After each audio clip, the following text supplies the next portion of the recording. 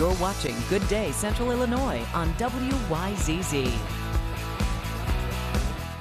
Welcome back. Tomorrow we're celebrating the 4th of July. Now, I know you're probably excited to get out the fireworks and sparklers, but we do want to make sure that you know how to use them both safe and responsibly. So this morning we're joined by Dr. Brian Curtis to give us the rundown on firework safety. Good morning. Hey, good morning. Thanks for being here. Thank you. Of course. So first off, what are some of those important firework safety tips for us to keep in mind this year? The big one is knowing your local laws and ordinances before you start setting them off.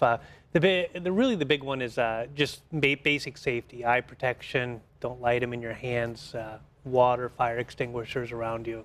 So do we have like main do's and don'ts when it comes to, I mean, obviously there are a lot of fireworks in Peoria specifically that we can't set off this year personally. So some of those do's and don'ts that we should be reminded of. Yeah, homemade fireworks are always a bad idea. Making sure that you're lighting them on the ground. If there's a dud, just let it go. Dump some water on it.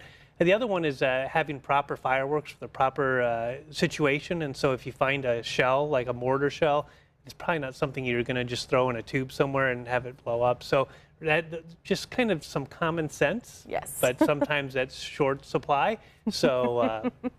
Now, one of the things I always remember doing as a kid is playing with my sparkler and like wanting to write my name with it in the air. But now we've realized that it's not necessarily the safest to let those sparklers get into the hands of children. So what do you recommend when it comes to that? Maybe like an alternative, or why children shouldn't be playing with sparklers? Yeah, sparklers are probably one of the most dangerous things out there. It burns about 2,000 degrees, which is enough to melt metal. And so really for kids, maybe like silly string, poppers, glow sticks. They all like glow sticks, right? But sparklers I would be a little cautious on, especially young kids. So is there a specific age that you would recommend we could use sparklers at? Probably the older kids, probably your teenagers, as long as they're under proper supervision. Most definitely. Now, what are those most common injuries that you see as a doctor, coming into the ER on 4th of July or even the few days before and after when it comes to fireworks? Yeah, a lot of burns is probably going to be the top one. So you're going to see burns from 1st degree to 3rd degree burns. Those are the big ones. Eye injuries from not eye protector or things blowing up in people's faces. And then kind of the really bad ones, which will be severe hand injuries because somebody lit something in their hands.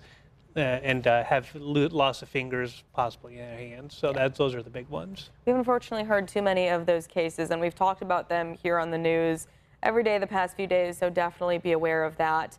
Now, another thing that we don't really think about is how we should store our fireworks, whether that be before or after the 4th of July. So where should those go? Yeah, so fireworks are a lot like medication, so up and away, locked up. And the other thing is a cool, dry place. And so make sure it's not damp. So like an outdoor shed, probably not the best spot. A damp, musty basement, probably not the best spot because it will degrade the fireworks and actually make them more dangerous.